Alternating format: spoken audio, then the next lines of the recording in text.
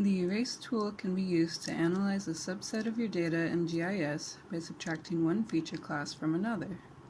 It can be used with polygons, lines, or points, so long as the input feature is an equal or greater dimension than the erasing feature. It's useful anytime you want to perform an analysis on everything but, for example, the grounds of a university campus minus the buildings, or the terrestrial areas of a park without including water features. Be aware when using this tool that the output feature may be multi-part, even if the inputs were all single-part.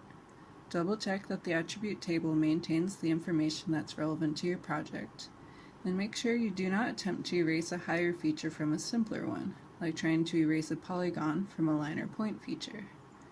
Erase can be a very useful tool for many projects, so long as you keep in mind your end goal of what information you are trying to obtain.